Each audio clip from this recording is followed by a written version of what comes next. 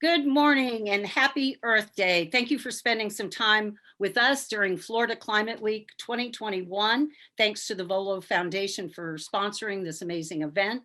And we're here today to talk about why Florida utilities lag nationally. I am going to share my screen. I'm Susan Glickman.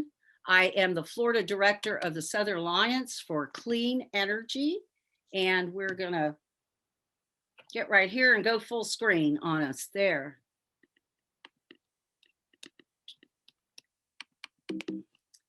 So, as I mentioned, we've got a wonderful group of people here today to discuss why it is that Florida, if I had $1 for every time I heard someone say we're the Sunshine State and why don't we do more solar, I would be a wealthy person right about now. So we're going to talk about that with my friends and allies, Dr. Jim Fenton from the Florida Solar Energy Center, Dan York from the American Council for an Energy Efficient Economy, and Mackenzie Marcellin from Florida Rising. So what's going to happen today is we're going to have presentations, first by Dr. Fenton and Dan York, and then Mackenzie, and we're going to have some dialogue and questions as we dig into these really important issues. Florida is on the front lines of climate change, and that's ultimately why we're here during Florida Climate Week. So we can do much better, and we have to protect our state and our largest economies. Our agriculture, our tourism industries, and real estate are all impacted by the effects of climate change. And what we need to do is we need to dramatically reduce greenhouse gas emissions. And we're going to be talking about energy efficiency and solar and how we do that. So this is a very important discussion for today. You know, we are feeling the heat and paying the price already in Florida. The Florida legislature is about to put hundreds of millions of dollars, leading to billions of dollars, into adaptation for sea level rise. So we also need to do these dramatic greenhouse gas reductions if we're going to avoid these worst impacts. So with that, I'm going to let's jump into the meat of this thing, and I'm going to ask Dr. Fenton to share his screen and get started talking about some of the meat of the issue here. Dr. Fenton? Good morning. So I'm Jim Fenton. Let me get the full screen here. Sure. Let's do that. Okay, there we go. Hi, I'm Jim Fenton, Director of the University of Central Florida's Florida Solar Energy Center. Building energy efficiency improvements, solar and energy storage on both sides of the meter, and the electrification of transportation will all play a major role in transforming Florida into a bright energy future. In 2018, Florida spent $38 billion on primary fuels, coal, oil, gas, and nuclear, imported into Florida, which means most of this money leaves the state of Florida. Most of the coal, gas, and nuclear fuel were used at only 38% efficiency to generate $25 billion of Florida's electricity. The state of Florida then spent $63 billion on energy in total. $36 billion of petroleum was used at only 21% efficiency in Florida's transportation. 54% of Florida's electricity is used in our residences, and 39% is used commercially, meaning that over 90% of Florida's electricity is used in our building. 73%, let's see if you can find the mouse here, here we go. 73% of Florida's primary energy is wasted. The bulk of wasted energy comes from inefficient conversion of fossil fuels into electricity and transportation. This inefficient use of imported fuels means Florida wastes 73% of the $38 billion of fossil fuels that are imported into Florida. And the other 27%, which is used for actual energy services, is gone right after it's used, not contributing to Florida's wealth over the long term. Florida residents should focus on cost effectively using less energy through greater efficiency in our homes and buildings, making electricity from the sun using PV panels, and using this locally produced electricity in our buildings and plug-in vehicles. This figure shows the electricity consumption per household over a year. From 1993 to 2003, household energy electricity consumption increased every year, and utility forecasts continued these expected increase all the way to the year 2008. This was how our Florida utilities justified building more nuclear power plants, and Florida allowed for advanced cost recovery. The citizens figured it out and started using less energy, compact fluorescent light bulbs, eventually LEDs and so forth. The 2009 forecast by the utilities actually went flat for the first time, showing a point, and in 2008, we see a 0.35% efficiency improvement on a yearly basis. No funds have ever been set aside on our electric bills for efficiency improvements. A 1% efficiency improvement, which is this dash line down here at the bottom, is typical for what other states do. So you can see Florida lags behind. Florida has the highest percentage of residential electricity use in the United States at 54%. As I mentioned before, commercial use 38.4% and industry use 7.6%. Over 92% of Florida's electricity is used in our buildings. The nation as a whole, which is down at the bottom of this list, only uses 38% of its electricity in residences. FSEC has assisted communities in cost-effective retrofits of existing Florida homes. Master energy efficiency specifications applied across the board resulted in average energy efficiency on par with new construction, with an average percent improvement of 35%. Although decade averages reflect general increases in home and appliance efficiency over the past 50 years, individual homes within a decade vintage can vary widely depending on home maintenance and prior efficiency improvements. Therefore, we cannot predict improvement percentages based on age. However, the research found that despite these differences, a standard set of master specifications produce very similar post-retrofit efficiency regardless of age. The DOE's Sunshot Initiative was launched in 2010 when the cost of solar was prohibited. The red curves, you can see that residential electricity cost would have been 56 cents out of the wall, where the black dashed line at the bottom there shows you the cost out of the wall. So in 2010, solar was not something we were going to put on our roofs. In 2017, we actually got down to 17 cents without subsidies. And in 2020, we are below the cost of electricity out of the wall. It's forecasted by 2030 we'll pay 5 cents out of the wall. And likewise, you can see these same things with commercial dropping down. With the utilities, you can see that in 2010, it was still far too expensive for Florida utilities to go ahead and generate solar. But in 2017, they were actually generating solar electricity as a utility cheaper than their lowest cost fossil fuel power plant, the natural gas combined cycle power plant. And they're forecasted to be down to 3 cents a kilowatt hour in 2030. Now, it's often said that utilities can generate solar cheaper than we, the residents, can. And that is true. In 2020, you see it's at 6 cents, while the residential electricity cost is 11 cents. But the utilities have to get that solar sent to us. That has to go through transmission lines, distribution lines, and then by the time we, the customers, pay for it, we've added on tax and other fees. And so the column to the right shows what the cost is to the resident if the utility makes solar and ships it to you. And so you'll notice that in 2020, while utility solar cost the utility 6 cents a kilowatt hour, the customer would be paying 12 cents, higher than what you'd be paying in 2020 if you put the solar on your wall. Likewise, in 2030, the residential customer is expected to pay 5 cents for solar electricity on their wall, while the utility would be producing it at 3 cents, but it would cost 7 cents to ship it to us.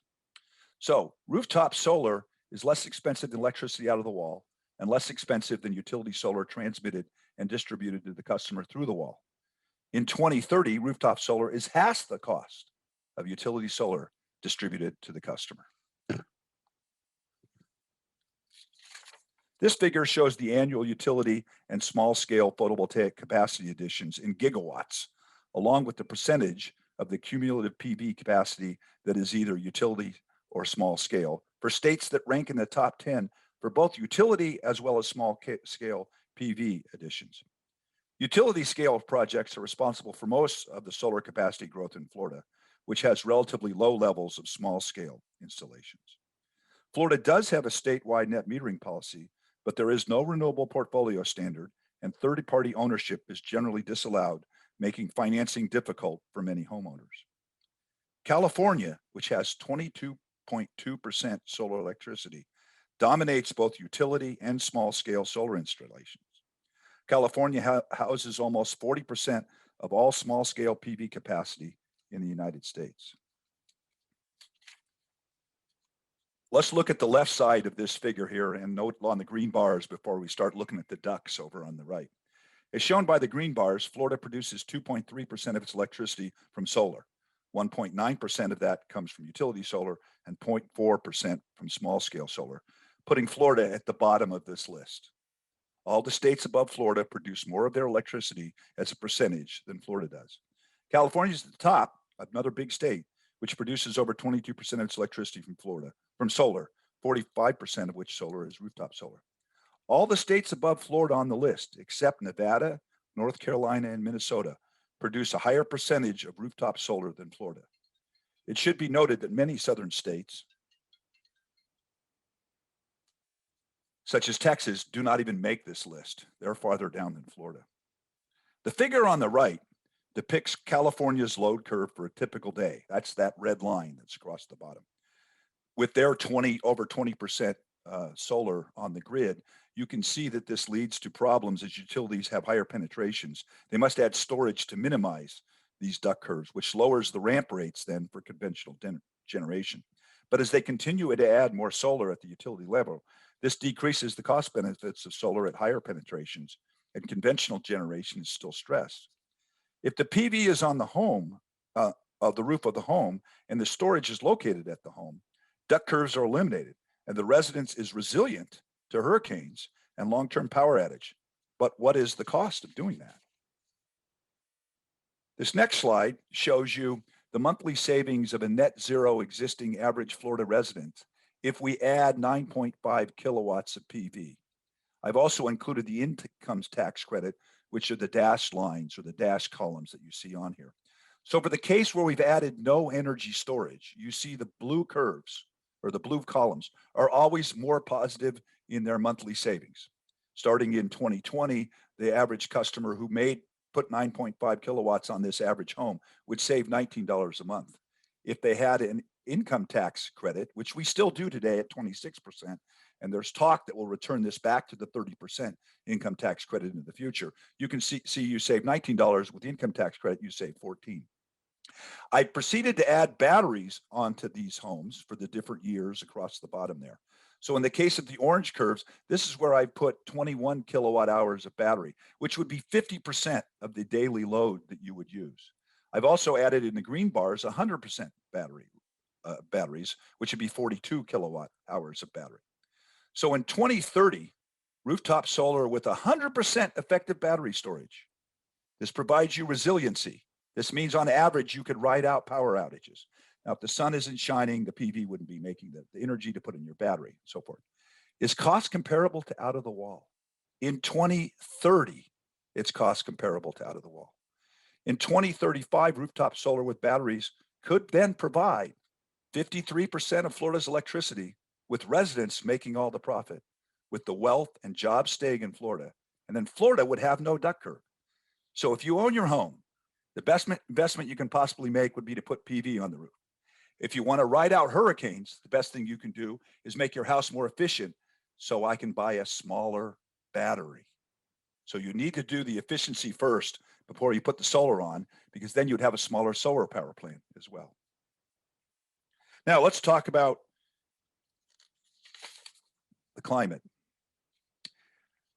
This shows a projection of the electricity that we would generate and the sources of the electricity we generate out to the year 2050, done by Bloomberg New Energy Finance.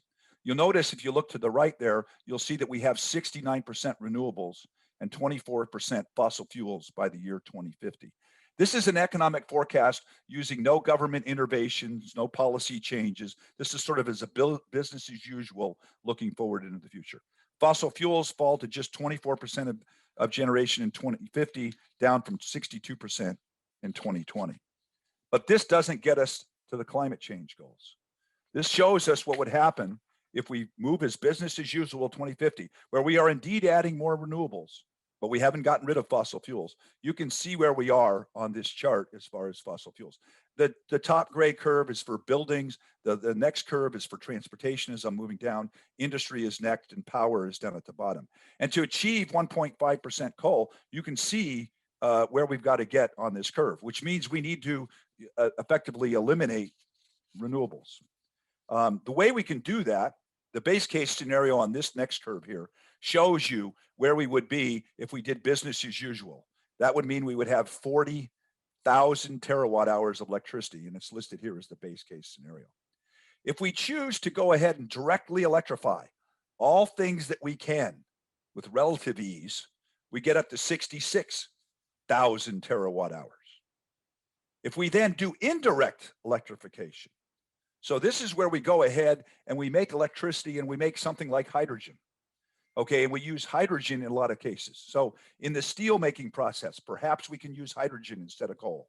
In making ammonia, we can use hydrogen that comes from renewables. Okay, we can do a lot of this with different transportation. This would achieve the goal then of meeting the 2 °C climate change goal. And at the same time, we still would be using things like biofuels and things like this to do long distance airplane travel and in some other processes where you can't do the direct electrification or the indirect electrification. Now, I've listed to you the investments that the worlds would have to make to go ahead and achieve this. This is forecasted to be all cost effective by the year 2050 when we get here. And there are plans where the world can go ahead and do this. There are competing other documents. Bloomberg New Energy Finance is one of them, but there's several others that are looking at this. And there is a path to get there. Now, it is going to require some policy change. You can see that there are several countries that have already outlawed internal combustion engines by the year 2035.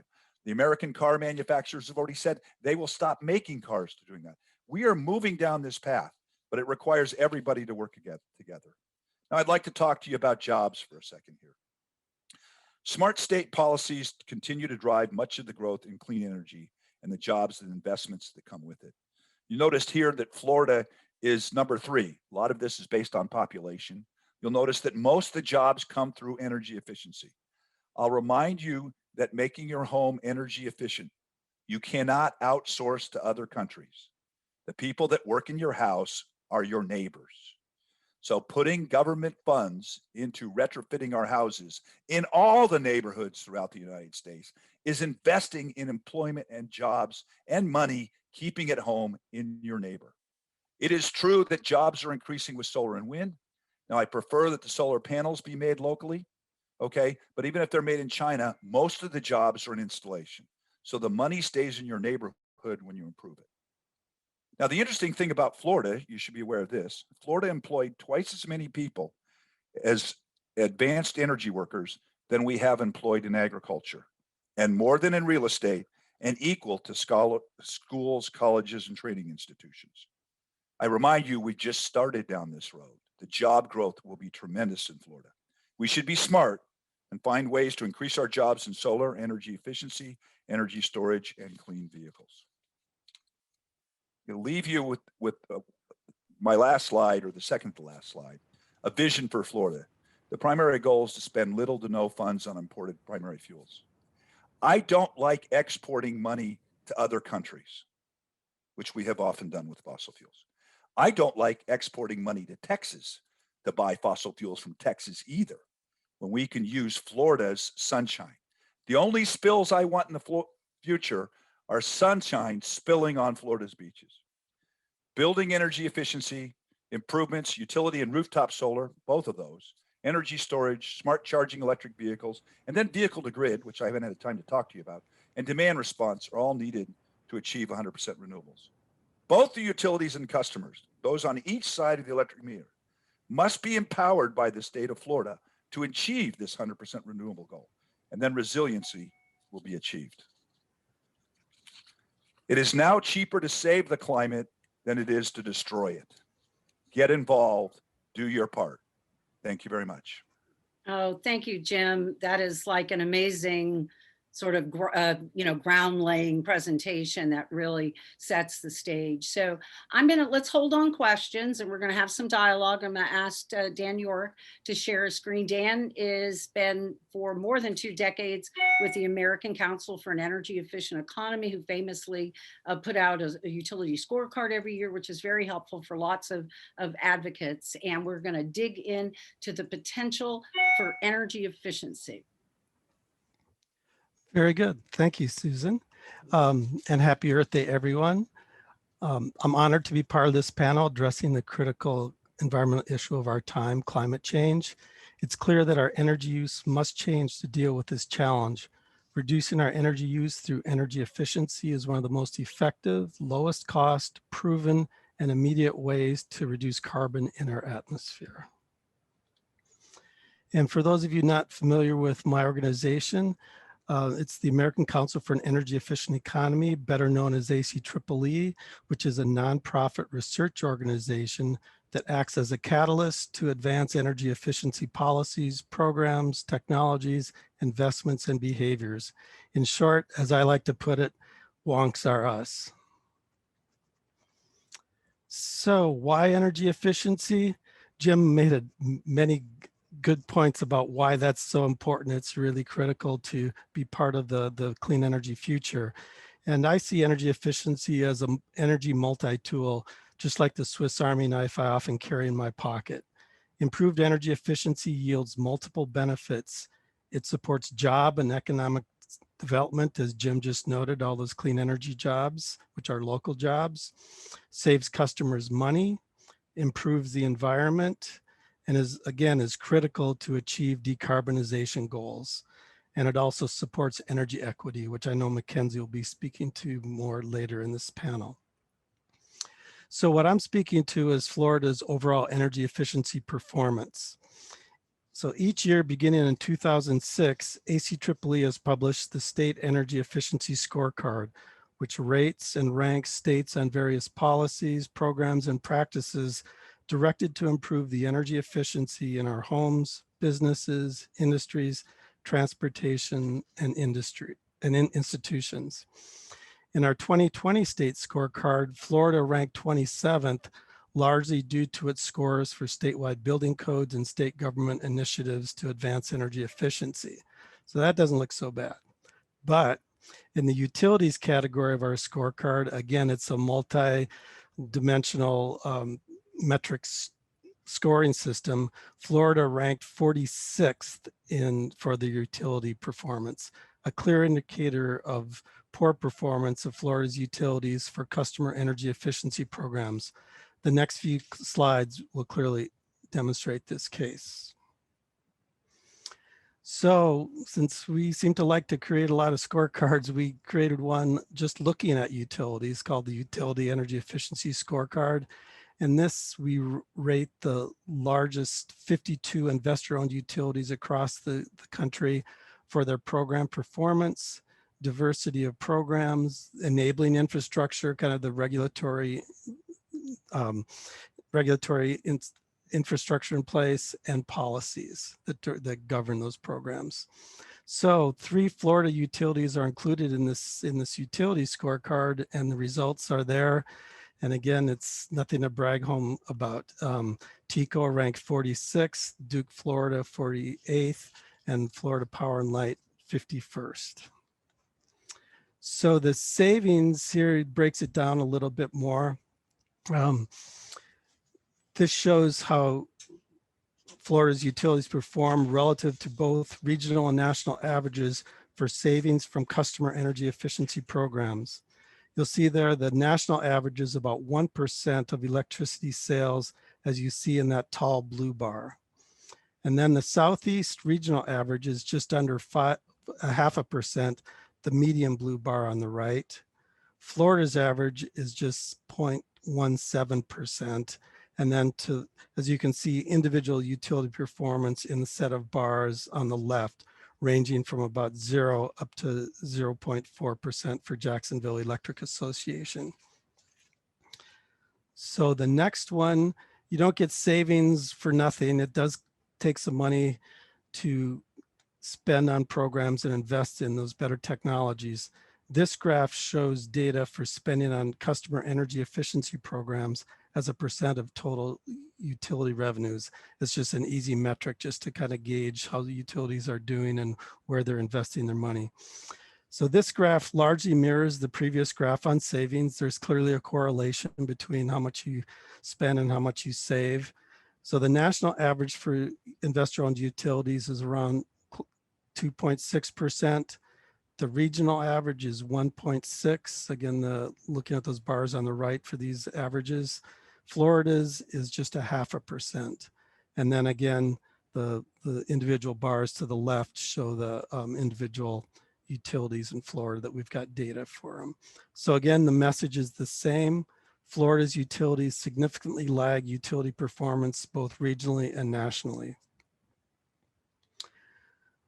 So this graph shows that things weren't always this way. There was a positive trend upward for energy savings from 2006 to 2010, but then savings flattened and dropped precipitously. And if you look at the bottom of there, you'll see a thin blue line that offers a clue as to the steep decline. Savings goals proposed by utilities in recent years have been very low, and some were even down to zero. And now, as mentioned in one of my opening slides, improved energy efficiency in our homes is a powerful tool to address high energy burdens faced by resource disadvantaged households. And in this pandemic year, that energy burden and those problems have just been magnified. So for those of you unfamiliar with this term, energy burden is simply the percentage of total household income that goes to pay for energy in all its forms: electricity, natural gas, propane, heating oil. The graph shows that the energy burdens faced by customers in Miami and Tampa, two cities for which we have data. In each case, the median energy burden for all households is about 3%. So again, that's pretty small, relatively. However, for low-income customers, the median is more than double that, about 7% in both cities. That's this one here. And breaking this down further, over 20% of the low-income households are facing high energy burdens, which we define as greater than 6% of their household income spent for energy. And then over 10%, here 12% for Miami, 11% for Tampa, face extreme or severely burdened for their energy costs. So clearly, reducing energy waste through improved energy efficiency can have a dramatic impact on energy affordability and equity for this segment of our customers. So what's holding Florida utilities back? ACEEE's analysis reveals some fundamental barriers. I'll try not to get too wonky here as this starts getting into some rather technical details for designing programs. The barriers are: Florida utilities use overly restrictive screening practices for program cost effectiveness and determination of incentives and rebates for energy efficiency measures. Florida is the only state to use the rate impact measure as a primary cost effectiveness test. There are other tests that are standard practice as they more accurately account for costs and benefits. And another aspect of screening is that Florida screens eligible measures for customer incentives using a 2-year payback criterion, which again is not standard practice for accounting free ridership in programs.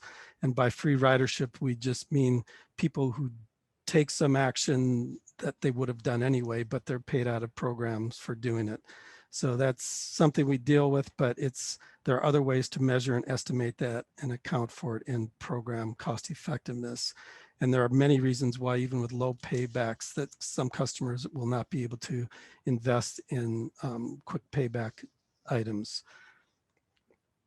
So, and then finally, there are ineffective goal setting for customer energy efficiency program savings. As I mentioned before, and you saw in that earlier graph, several Florida utilities recently proposed goals of zero savings. So I guess if you have low aspirations, you can probably reach them. And so our recommendations looking at this, and again, this is based on ACEEE is a national organization. We examine state policies and practice across the states. And so looking at see what other states have been able to do and have in place, here's what we think would really move Florida back into the fold. So first, setting strong energy savings targets for utilities as a very clear fundamental starting point, aligning program cost effectiveness screening with industry standard practices, eliminate this 2-year payback criterion for measures to be eligible for customer incentives. And then this one also addresses energy equity, and that we include specific requirements for comprehensive programs for low income and other underserved customer categories. Energy efficiency works for everyone, but it is noted earlier in their discussion of energy burdens, it's especially critical for those customers, and there are other benefits that accrue from those kinds of investments: more comfortable, healthy homes, safer environments for families. So that wraps up my presentation. I thank you for your time and interest in this important topic for Florida's future. I know I covered a lot of material in a short time, so if you're interested in the full analysis of ours, here's the link for the white paper that goes into more detail on these issues. And ACEEE also publishes a wealth of other reports on all angles of energy efficiency. We've got a very rich library, so I encourage you to check that out for any number of other topics related to energy efficiency programs, technologies, and policies. And feel free to contact me for questions. So thank you for your time and attention. It's back to you, Susan. That was fantastic. Great. So you stopped sharing and we're here together. I wanted to just say one thing, and we'll tap into it a little more, is that there is a proceeding right now at the Florida Public Service Commission where they're looking at rulemaking, and that would be their opportunity to address a couple of the things that you mentioned, Dan, which are these antiquated cost benefit tests, the rate impact measure that no other state uses as the sole cost benefit test, and then this 2-year payback screen. So there's an opportunity, and before as we get into questions, I'm going to put up a slide where people can go to a website and just very easily send a letter to the Public Service Commission or download a poster and upload a photo of them demanding that we do energy efficiency. And as I turn it over to you, Mackenzie, you know, people who are affluent are getting more efficient every day. They've got new windows, or they get a new air conditioner and new appliances. So this is truly an equity issue. And I've been, and Southern Alliance for Clean Energy, an intervener in the last 3 of these conservation goal settings, which we lovingly refer to as FECA, under the Florida Energy Efficiency and Conservation Act. And we are so behind the curve. And I appreciated, Dan, that you said some had near zero and near zero goals. And I'm going to turn it over to you, Mackenzie, with our slogan that is "Zero is not a goal." And that's kind of where we've been. And I really appreciate that chart that put it into context, timing ways. So Mackenzie, talk to us about what you do and how this sort of intricate policy discussion affects people in their real lives on a daily basis. Yeah, no, thank you, Susan. And, I want to thank Jim and Dan. Dan, with ACEEE, we follow along with a lot of the reports that they put out, really great, important stuff. But yeah, I'm a climate justice organizer, and my job is, what I work to do is advocate and to create space for Black and Brown folks in the climate space. And for me, it's been particularly clean energy space.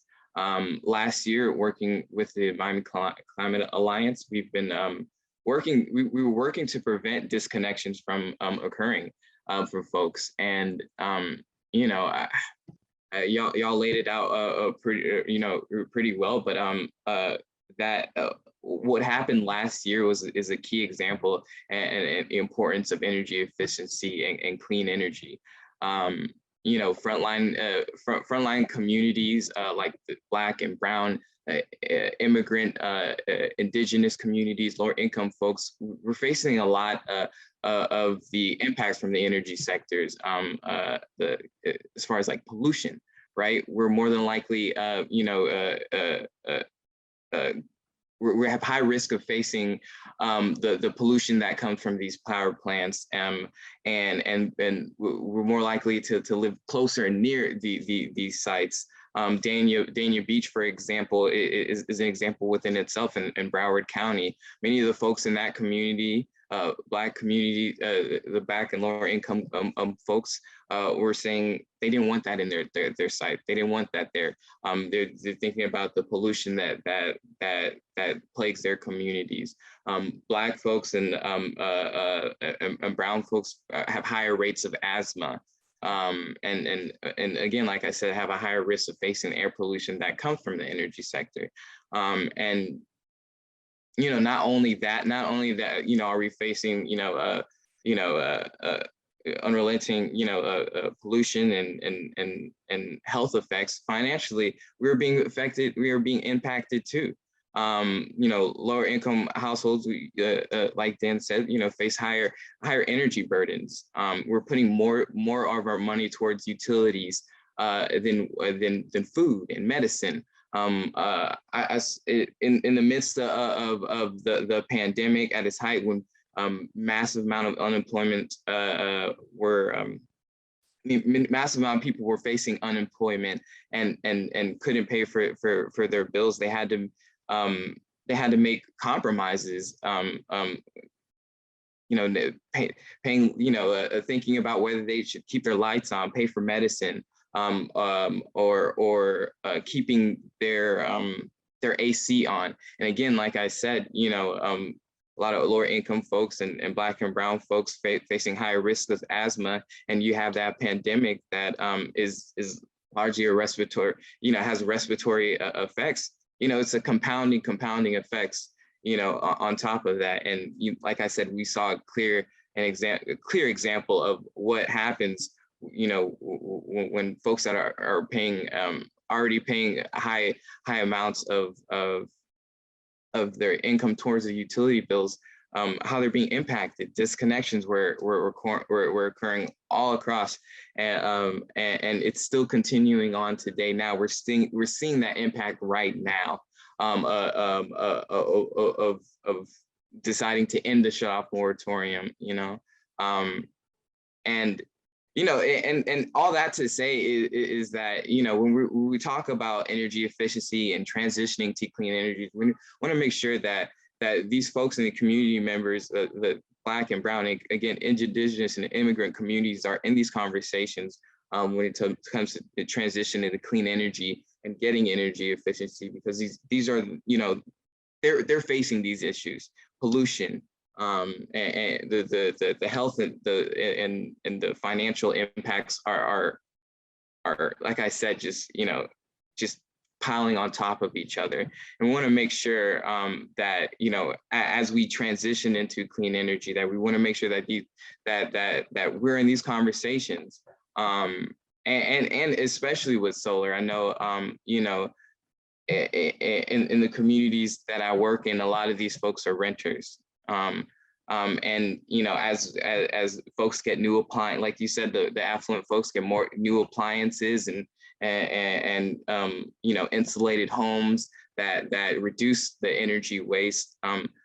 Folks in my community aren't getting that. They're living in older homes, rented homes, and having there's a barrier there between getting increased energy efficiency and solar rooftops on top of the roofs that they're renting out. And all that to say is, again, the energy, like we are facing the impacts, and we also need to be a part of the solutions when it comes to energy efficiency and clean energy. And in Florida, it's the simplest thing. It's the cheapest. Energy efficiency is the cheapest way and the easiest way for us to save costs. But instead, right now, we have folks that are complaining, or not complaining, but that are saying these real issues that, you know, they're facing $300, $400 utilities bills, and it doesn't have to be that way. And these are easy and simple solutions that we can do to not further impact folks. Yeah, and you know, thank you, Susan. You know, I can go on and on and on, but you know, we can you know, leave for the rest of the presentation. Oh, I can't hear you. Okay, that's my official 2021. Can you hear me? So let's have some discussion. Let's peel back kind of the layer of this onion a little bit, because we come from you know, a very kind of technical, which you guys, Jim and Dan, you were like, you know, on my road show, because the way you lay it out, so straightforward and so simple, because these are really complicated issues, but they're not really complicated issues. They're made to be, and Mackenzie, when you speak to involvement of communities, particularly people that are already overstressed or who may not have a comfort level with sort of addressing kind of advocacy at a government level. And, you know, that's not something everyone wakes up doing necessarily. So I love the way that you guys simplify it in the background. So Jim, I want you to share with people what makes your power bill go up. So there's a rate, and then there's a bill, which is actually what you pay, right? So in some places that do a lot of efficiency, they may even have a higher rate, but the bills are lower. And again, these are things that get a little bit complicated. But Jim, what makes somebody's power bill go up? And I say that in the context that all three investor-owned utilities in Florida, which cover 75% of the state, have all filed for rate increases. So to you, Jim. Well, when anybody buys something new, their costs go up. So when you buy a new car, your cost goes up because you bought an expensive new car. Okay. So in the case of the utilities, whenever they build a new power plant, the costs go up and they pass that cost on to our customers. Okay. When you buy a rooftop solar on your roof, you should only be buying it if it displaces your cost and you save money. So when the utilities build a power plant that are investor owns, the shareholders win because they make a profit based on the capital investment. The customers pay more money. This is just mathematical facts about it. So that's where most of it comes in. Now, there are times when fossil fuel prices have moved all over the map, and when we look forward into the future and we went ahead and forecast what they would be, that maybe you would save more money based on price forecasts and so on and so forth. But as a whole, it's based on the purchasing of equipment. And I remind you, when you do efficiencies or buy solar on your roof, your costs go up too. But if you finance it through your mortgage or you do it some other ways, your monthly costs can go down. So this is all about who owns the capital, who owns the profit, and that's where we're at. Dan, I thought your slide was particularly striking, where you have the graph and you showed the improvement, which was sort of leading up, and it came around the 2009 conservation goal setting, where they actually raised the goals just a little bit. So speak to what it means to the idea of the justification for building a new power plant by not capturing all that. And with that spike, I think it's sort of evident that by getting rid of these higher goals or ending those higher goals, which is what's happened at the Florida Public Service Commission, you know, how does that play into sort of the process of getting a program approval for power plants, really? Yeah, well, as Jim just mentioned, anytime a utility invests in anything, and this includes energy efficiency, there will be some costs incurred, and that those get passed on. And but the benefits of solar and other renewables and energy efficiency is that the cost of a saved kilowatt hour is cheaper than any new fossil fuel investment. And so overall, you instead of investing in the expensive new stuff, you want to invest in the less expensive new stuff, and that is the energy efficiency. And I'll just speak to also the business case. Something we hear a lot is, well, why would utilities want to help customers invest in something that they're going to wind up selling less of their main product, which are kilowatt hours? And that's kind of the outmoded thinking of the utility business model.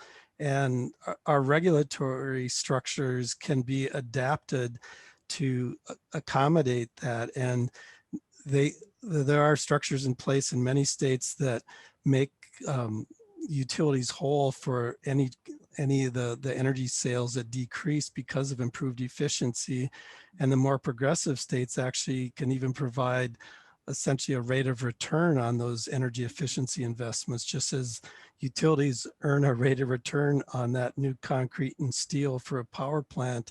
So wouldn't you rather have them earn a rate of return on improved homes for all customers, and again, circling back to energy equity and making sure those customers who are most vulnerable benefit sometimes the most, so that our regulatory business models can be adapted for this emerging new clean energy world. And states like California and others in Massachusetts are leading the way towards that. Well, for the record, I can tell you there have been many overtures to the utilities in Florida about considering some of these policies where they can make money helping people become more efficient. And ultimately, this process of building new power plants or capturing all the cost-effective efficiency to avoid the need to build new power plants. And the main point I was making is the people who are not getting served by the lack of utility efficiency programs are also the same people that are going to sort of pay for it because these new power plants are getting built and they're living in less efficient, maybe even substandard housing. So Mackenzie, I wanted to get your thoughts, and we're going to kind of move over into the climate. And in both Jim and Dan did a good job of sort of showing where that fits and where we need to get to and what does that mean in terms of emission reduction. So if you have Black and brown communities or just more diverse communities that aren't capturing all the cost-effective efficiency, what is it going to mean to them in terms of climate? We're not doing the dramatic greenhouse gas reductions. We can't get there without dramatic energy efficiency. And so not only on the front end of the pollution, but what happens to people who are more vulnerable as the heat rises and the sea levels rise and we have climate gentrification? Yeah, no, it's gonna lead to a lot of things. Many folks right now, are being displaced from their homes. Many like living in the Miami area is expensive within itself. And as you said, folks are moving towards the areas that have higher elevation. And as these areas are getting more developed, people are being pushed out and being forced in the areas where that are not as habitable as they lived before. Heat increases, hurricanes occur, especially for the South Florida area. And just thinking about this summer or this upcoming hurricane season, I know the vaccine's out right now, but pandemic's not over. The effects of it is not over, the financial impacts of it. And so I'm highly concerned for this upcoming hurricane season, as hundreds of thousands of customers are FPL customers and utility customers are being disconnected each month here in Florida. And so you're wondering, what's that going to look like for those that already have their lights off and preparing for the hurricane season. It has a mental cause anxiety, depression. Again, you're talking about the already severe health issues that people are facing. You know, even just as simple as having, you know, like folks that have to throw out their food, you know, waking up to cold showers. Like these are just very small things that we hear about, you know, the larger conversations of what's gonna happen, but it's even the small things like that, you know, just not feeling protected in your own home and being pushed out of your own homes. You know, we're paying for you know, the lack of energy efficiency and lack of, you know, really pushing towards solar more ways than one, you know. Again, I want to go back, refer to like the folks in Dania Beach, you know, that were fighting to say, like, we don't want this plant, this power plant in our community. They're paying for more ways than one, like more ways than one, you know. They're paying it financially. You know, they're going to be responsible. Like, it's a cruel joke that the same folks that are saying we don't want this, they're going to be the ones that are going to be charged from the rate increase. And they're the ones that are facing the possible pollutions that are coming from that plant. You know, it's a lot of just compounding issues that are occurring right now, and you know, we're going to see the impacts as you know, things get worse. You know. You know, I just saw a report about gaps in wealth, in the development of wealth in this country. And for, you know, most people, I believe it's, you know, your wealth is in your home. That's like your biggest investment. And we can do a whole nother panel on sort of the landlord tenant renter dilemma. But, you know, as people try to build wealth, this is one of those pieces. So right here in my community in Pinellas, the largest Anheuser-Busch distributor, the beer distributor, put 1.5 megawatts of solar on their cold storage facility. And this was several years ago. So the cost, and Jim, I want you to pick up on what I'm about to say in terms of cost, because I thought you were very artful in how you presented the cost of utility scale solar, which is what we think of. It's behind me in my background, but it's utility scale solar, which is a good thing and an important key element. But we also need to talk, which Jim spoke to, rooftop solar on people's homes. So the Great Bay distributor invested in this solar, and it paid for itself. It paid back in 5.15 years. It would even be lower today because the costs have dropped since that particular installation happened. But the point is the Great Bay distributor gets 25 years of free electricity. Now talk about a benefit, right? So we need to make sure that our systems are set up so all people get to benefit that, right? That's why I think financing is the secret sauce, because utilities build power plants, they stick it on your bill, you have to pay for it. So whether you can, like we do with cars, write a check, go to the bank, go to the credit union, somehow finance it. There's a nonprofit, the Solar and Energy Loan Fund, which can finance, and particularly in lower income tracts with low interest loans. And that's what people need to do, is they need to be able to, you know, if they can't afford the upfront cost, be able to finance it. And Jim, you know, to you, and you mentioned this idea that you're paying for it with the savings ultimately. So Jim, just talk again about the cost dropping and what that means to people. Well, the cost of alternative energy will always be an alternative until it's cheaper. I want to make this clear. Coal and natural gas are the alternatives now. Utility solar in 5 years will be cheaper than an existing natural gas plant and a coal plant. Okay, so the customer can take advantage of solar. Please do efficiency first, okay? Because if you want to be resilient and everything else, you have less energy needs. And by being more efficient, the wealth of the property goes up, okay? So you as an owner of a building, okay, want the building to be more efficient. Now, quite often, owners aren't the ones paying the electric bills. Okay, if they're a landlord, somebody else is paying electric bills. Florida can change those rules around. Okay, where in effect, if we had to, whether we leasing solar on a roof, which we can legally do, and we lease solars and we work something out with the utility, or the landlord includes rent in with the electric bills, okay, with the owner bills. There's all kinds of ways as you come down to it's financing. But clearly the renewable energies are cheaper. And this future that we're going to get to in 2050 is going to be cheaper than continuing to do what we're doing today. It has to involve everybody.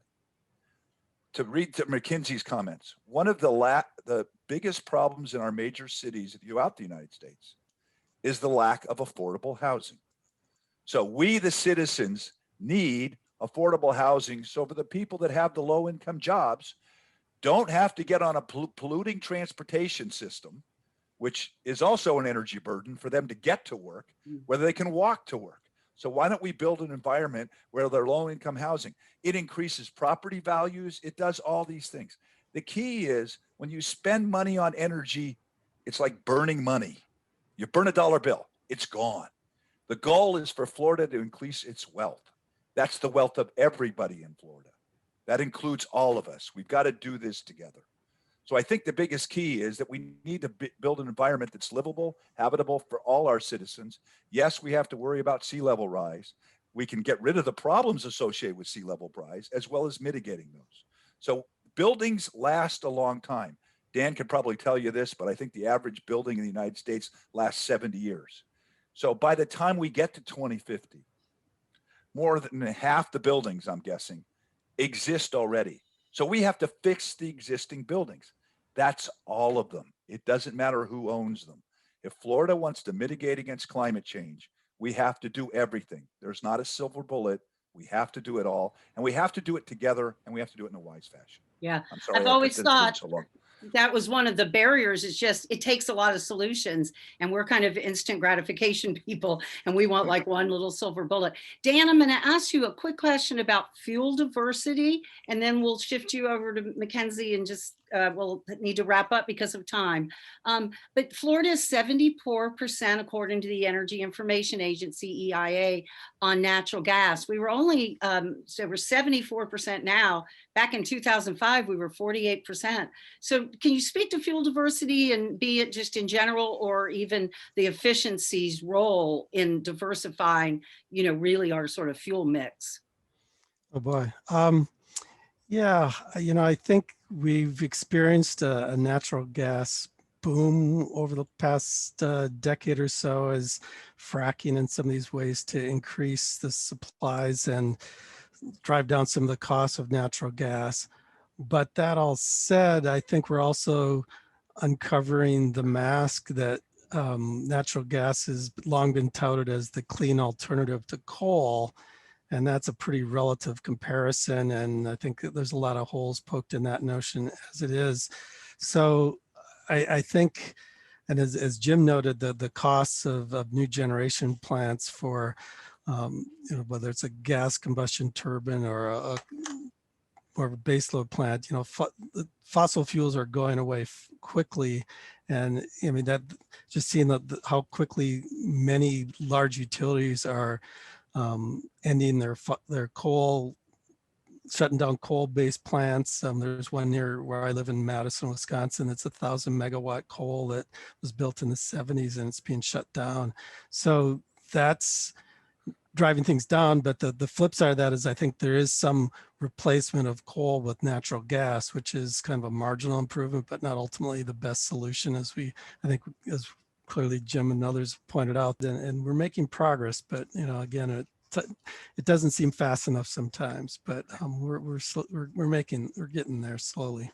I just want to add something short to Dan's Sure. comments there. I like the fuels that don't cost me anything. I remind you, the sun and the wind are free, and cow manure and garbage incineration and whatever, you know, those are things that minimize our landfills and so on and so forth. We can do those things wisely. So looking at these things that don't have an upfront cost associated with a fuel cost, and then don't have an emission cost, whether we hide that cost or include those costs, but they just don't have any. Okay, that's clearly the way we're going to go. We're going to do that because it's economically right. The question is whether we can do it fast enough to achieve climate targets. And we That's need right. to include everybody in the ride. That's right. We have to avoid the worst implications of climate. So Mackenzie and then Dan and Jim, if you have like just sort of a final little thought, and then we're going to get wrapping up on this amazing Earth Day 2021. Yeah, no, I'm just saying, you know, to go off what Jim was saying, I'm in favor of things that don't pollute our neighborhoods, pollute our communities. And I want to stress, like climate justice can be is very much tied into with equity, where there's so many solutions in ways that we can transition our current way of living that will, like I said, benefit all of our communities, but especially those communities that are facing a higher burden, disproportionate impacts when it comes to the climate crisis. And we have it right on our hands. We just have to push those folks that are in power to see that to not just see, but to make sure that they understand and that our communities can profit. We can benefit. And right now we are on the other side of that. It's just straight extraction, and we can truly flourish if we really take an equitable approach to climate justice and make sure that Black, brown communities are involved in the conversation as we transition, so we don't replicate the same issues, same problems that we currently are facing in this fossil fuel economy. Yeah, and over to you, Dan. And I just want to reinforce that these decisions that we make now are going to be with us for decades. Yeah, well, thanks. Thanks, Mackenzie and Susan and Jim. I'm just going to wrap things up, and just since it's Earth Day and we want to be thinking positive and with some optimism, and I'd say this panel kind of embodies, if someone asked me, do you have hope for the future? And I would say, yeah, we're challenged, but just Jim and I kind of represent the, let's see, the embodied wisdom and experience of many decades. And that's an important part of it. But then I look to Mackenzie and other rising up leaders, and the passion and innovation and energy that they bring to this is just really inspiring. And so by blending the wisdom and experience of us elders with the passion and creativity and drive of youth and young leaders is very encouraging. And it is exciting times. As stodgy as the utility industry can be, there's a lot of innovation, not just on renewables. To see the way the prices and accessibility have come down is just staggering to someone who's been at this a long time. And then there's all these new smart appliances and grid connected devices, and the utility industry is transforming whether you see it or not. And to see some major utilities and have zero carbon goals would have just been heresy 10, 15 years ago. So we're making it there. So I do have hope. All right, and we've got less than a minute, Jim. Okay, well, I agree with Dan's thing. These things tend to be complicated. You have a different perspective as you look to them. Most of us recognize money coming out of our back pocket, and so we want to minimize that, and we want to increase the wealth and all. The target goals that I'm telling you about is 2050. I'll be dead by then. So it's the young generation that's going to come along. And it's amazing being somebody who's in an academic community as to how these 18-year-olds that come into college, and even grammar school kids, know so much about the environment. They quite often know more than their parents do going through. So I think the interesting thing is that as this younger generation grows on, they're already embracing it now. Okay. And they haven't started in a lot of cases paying electric bills yet, but they know about it. Okay. And I think our future's in bright hands. I really do. And I think the passion of the younger generation to try to make a difference into the future is clearly there. So I think we got a bright future in hand. We just got to educate the rest of us. Okay. Well, the challenge of climate change is enormous, and Florida is ground zero for the impacts. But the good news is we have the solutions, and you all were wonderful laying that out today. We just need more people involved. So the homework assignment for everyone is to go to the energysmartfl.com, EnergySmartFL.com, and there's an opportunity there to very quickly send a letter to the Florida Public Service Commission about this conservation goal setting, or you can download a poster and then take a picture of yourself and upload it. And the instructions are there. It's very easy to do. So EnergySmartFL.com. So thank you all. This was such a brilliant panel and such a great discussion and so important. And happy Earth Day. And that just means we all need to recommit ourselves to this vital, important work. So with that, we'll sign off and I thank you. Thank you. Thanks, everyone. Bye-bye. Happy Earth Day, y'all. Yep, me too.